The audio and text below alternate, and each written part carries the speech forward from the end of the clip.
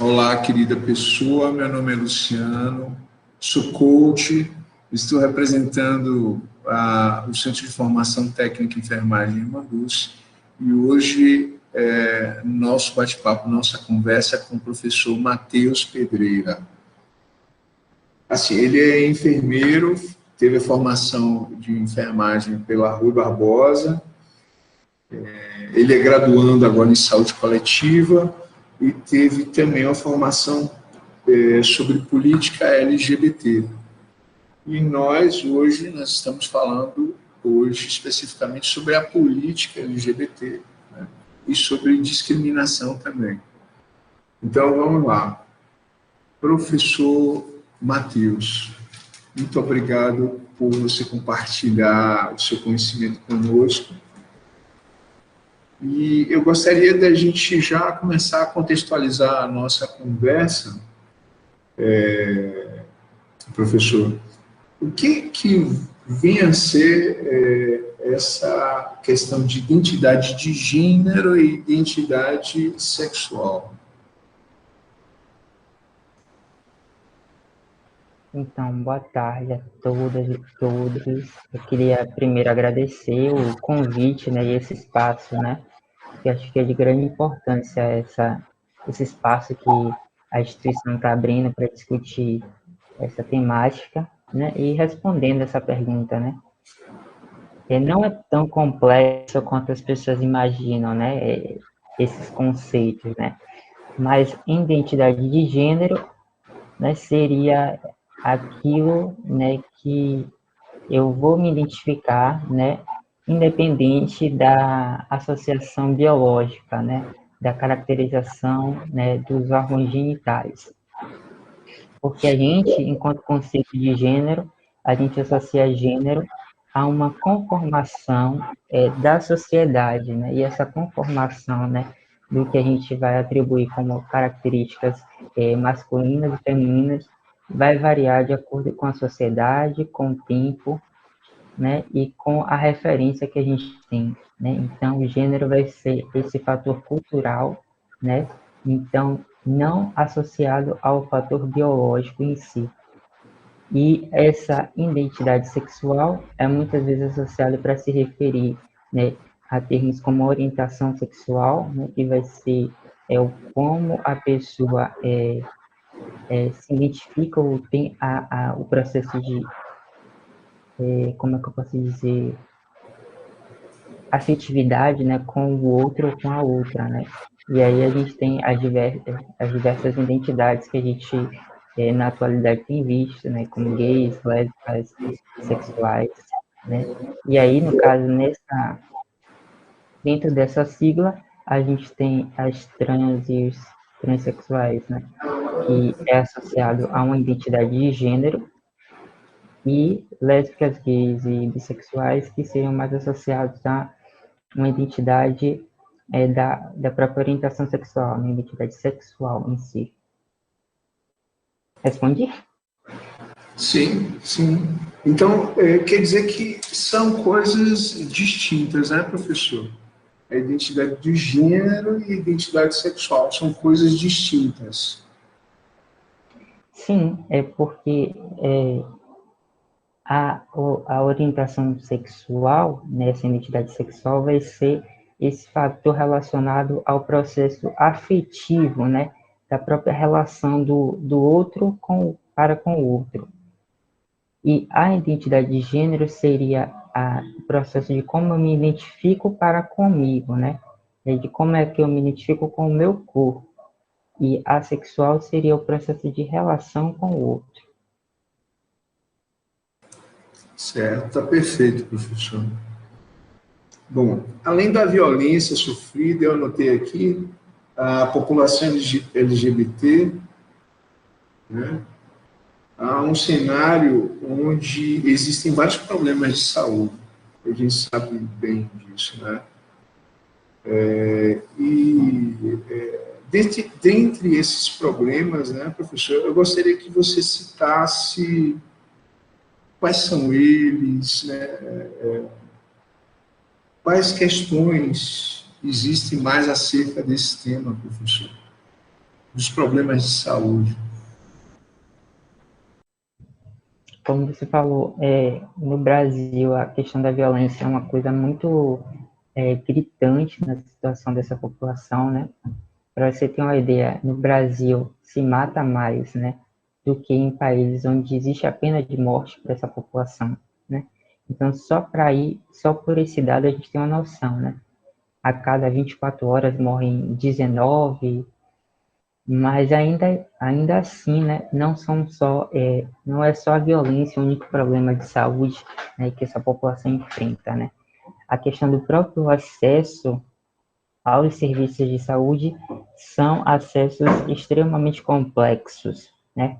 Mulheres lésbicas às vezes sofrem diversas violências, né, porque alguns profissionais não entendem que, por mais que elas não façam práticas sexuais com outros homens, elas precisam fazer preventivo e precisam de uma devida orientação às vezes.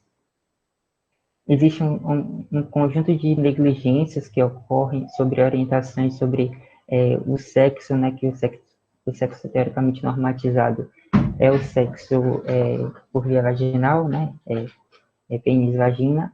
Então, muitos gays mais novos não recebem esse processo de orientação.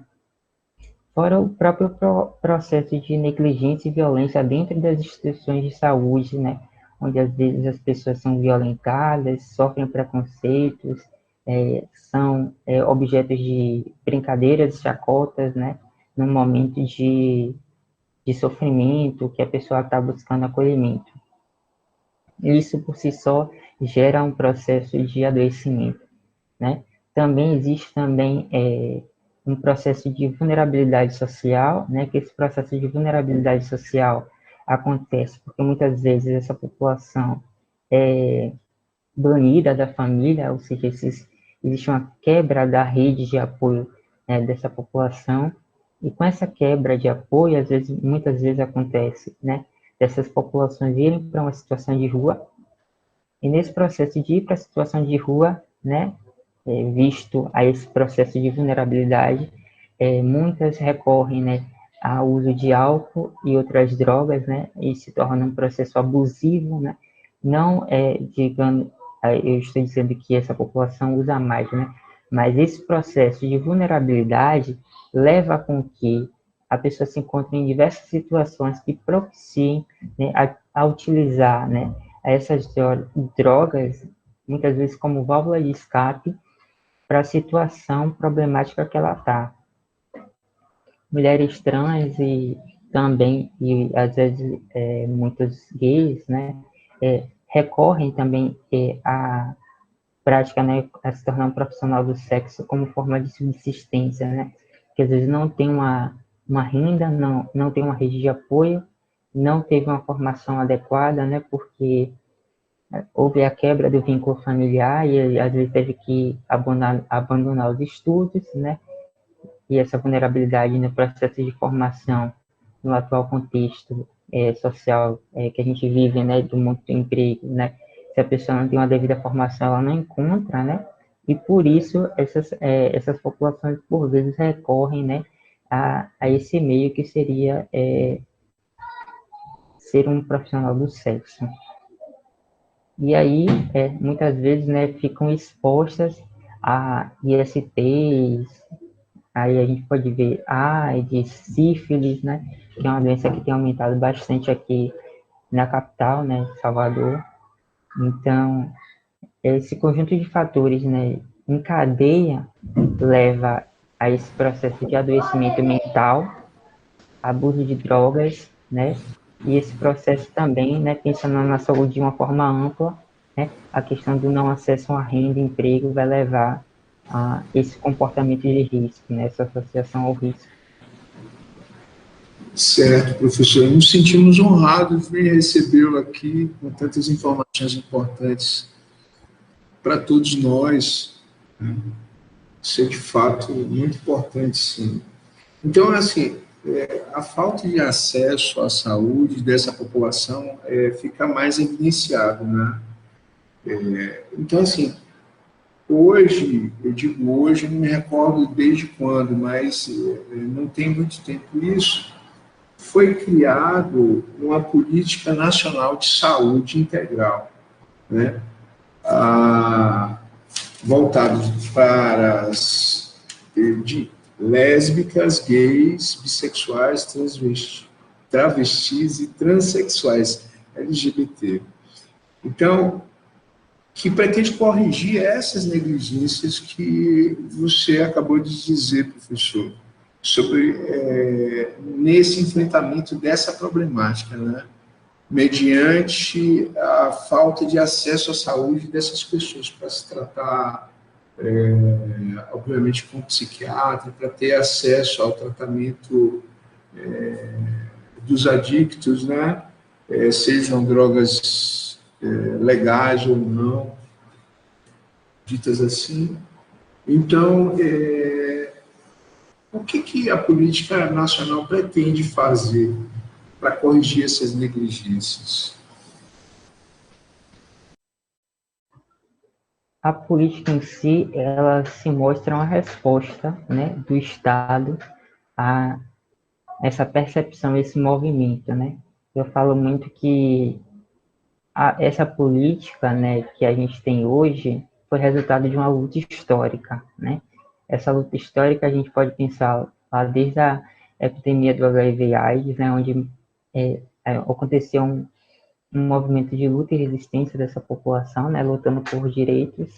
Aí a gente pode combinar também, né, no programa Brasil Sem Homofobia em 2004, e a partir daí a luta, né, dentro dos conselhos de saúde, né, que são as instâncias dentro do nosso campo da saúde que vão deliberar a criação de políticas, né, ou não. E a partir disso, né, a gente pode imaginar, recortando, né, em 2004, só depois de 2004 seria o nosso primeiro documento, né, Brasil Sem Homofobia, que falaria sobre esse aspecto da saúde, pensando que a gente tem a questão dessa população desde a década de 80, só em 2004 surge um documento que fala sobre essa população, referindo à saúde, e depois de 2004, só em 2011, essa política é institucionalizada, né? E essa política vem com que objetivo, né? Em primeiro lugar, entendendo que o SUS ele tem que ser universal, ou seja, ele tem que ser para todas, sem processos discriminatórios de diferença, essa política vem como essa resposta de não provocar um processo de preconceito e discriminação dentro do Sistema Único de Saúde. Então, institucionalizo dentro do Sistema Único, né, que não pode haver, né, esses processos de violência e de negligência com essa população. Também nesse próprio documento da política, ela vai institucionar um conjunto de estratégias para combater, né, esses processos que historicamente a gente sabe que acontecem, né, de violência, de negligência, de falta de acesso, né, de saúde mental dessa população. E dentro dessas estratégias se cobre assim a atenção à saúde mental, a formação de profissionais, educação permanente, formação durante o próprio período, né, da graduação, do processo formativo, e também institucionalização do respeito aos nomes sociais, e do próprio respeito à individualidade, né, à orientação, também a própria coleta e formação de dados sobre essa população. Certo, professor. Eu vejo isso como um resgate, né? Uma correção da história também, né? Dessa necessidade de haver uma política séria para que realmente haja um envolvimento de todos, no acesso à saúde, né? Distintamente. Esse é um artigo onde aprofundou a pesquisa, isso é interessante, pessoal, que o professor fez uma pesquisa de 236 manuscritos, não foi pouca coisa, não foi pouca pesquisa. Um dos principais achados dele, ele fala sobre a necessidade de divulgar essa política LGBT, como nós estamos fazendo aqui agora, né? E a necessidade de mudanças acadêmicas nos cursos de medicina, de enfermagem. Ele no artigo que ele escreveu, consta isso lá, né? Então, assim, por que não falarmos também sobre o técnico em enfermagem, a necessidade dessa mudança para o curso técnico também, né? Então, quais mudanças são essas, professor, que você coloca que devem existir, essas mudanças acadêmicas? Então, a gente parte do pressuposto que, primeiro, existe uma pouca produção, né, do conhecimento sobre essa população, então, ele tem pouca informação sobre essa população, né? E essa pouca informação, a gente pode considerar que não é à toa, né? Existe um processo por trás disso, né, de negligência intencional. E isso vai se replicar nas instituições, né? Às vezes a gente tem a falta, né, no processo de formação. E quando a gente tem a falta, é uma coisa que eu represento no esquema, né, que essa falta desse debate, de uma matéria, né, que aborde esse tema, né, uma aula que seja, que aborde essa temática, vai levar com que o profissional, por falta desse conhecimento, por falta desse trabalho durante a sua formação, reproduza essa falta de conhecimento, de desconhecimento, de preconceito, de discriminação na sua prática profissional. Então, quando eu, enquanto instituição, né, decido, né, entendendo que existe essa negligência, mas eu decido, né, me posicionar provando um respeito, fazendo um movimento, né, de acolher essa demanda, visto que o mercado vai exigir também essa demanda da gente. Promovo atividades, né, promovo a inserção desses assuntos dentro das nossas grades, das nossas emendas, gere essa movimentação, esse debate, mínimo que seja, né, é de grande valia, né, para essa população, porque a mínima mudança, né, dentro do processo formativo, no processo prático, né, no campo prático, na atuação profissional, ela é de uma dimensão fantástica, porque às vezes a gente tem assim uma pouca noção, né, do quanto o processo formativo ele interfere, ele faz o profissional analisar e ver comportamentos no processo prático.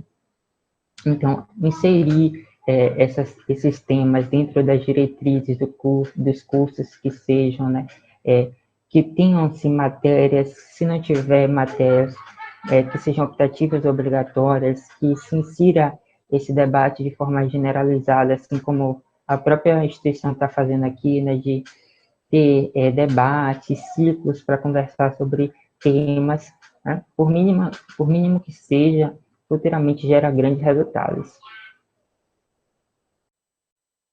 Então, a pergunta que não quer calar, professor, é como nós, cidadãos comuns, podemos cooperar para que essa política seja mais difundida, mais discutida, mais pensada? Como é que nós poderíamos colaborar? Eu acho que isso se torna um processo de engajamento, né? Eu acho que eu poderia dizer assim. Quando eu tenho a noção, né, que é uma população que está em uma situação de vulnerabilidade e eu não me... Como é que eu posso dizer? Que eu me importo, né, com essa população, com esse grande processo de exclusão, eu me engajo, né? Eu procuro ler, procuro me informar, e mesmo, às vezes, eu não participando desse grupo, dessa população, eu entendo, né, que é uma população que merece dignidade, merece respeito aos seus direitos, e por merecer isso, eu devidamente, como cidadão, como ser humano igual, né, tenho que me mostrar solícito a apoiar a uma causa tão importante, né? Porque se a gente pensar que esse processo de vulnerabilidade tira a dignidade humana, ou seja, eu torno essa população uma coisa, né, simplesmente por ela divergir, né, de um ideal social, eu torno ela um não humano, um não merecedor de respeito. Então, você dizer que você concorda, né, com tirar a dignidade humana de uma pessoa é você contribuir com esse processo. Então, você minimamente ouvir, né, também falar, né, tentar defender e procurar saber como a gente está fazendo aqui, né, compartilhando, já é um movimento muito importante. Tá, ok, professor. Eu gostaria de deixar o espaço para suas considerações finais, então, por favor. Primeiro eu queria agradecer muito, né, a escola pelo convite, por essa proposta em si, na verdade, né, que é muito boa a inserção dessa temática, pensar até, como você falou, Luciano, no próprio campo técnico, né, de formação técnica, não só pensando nas graduações de saúde, né, e pensar que as informações hoje elas são bem mais acessíveis, né, e então, se cada um, dentro da sua realidade, né, buscar um pouco, conversar mais sobre, eu acho que a gente gera um movimento de acolher, né, e de ajudar essas pessoas, essas tão humanas quanto a gente, né, tão importantes, né. Nós somos, tem um ditado africano que fala, né, que eu sou o que eu vejo no outro, né. Então, é ver no outro o eu, né, de cada um, né? Ter esse movimento de empatia, né, de acolhimento. Eu acho que é isso.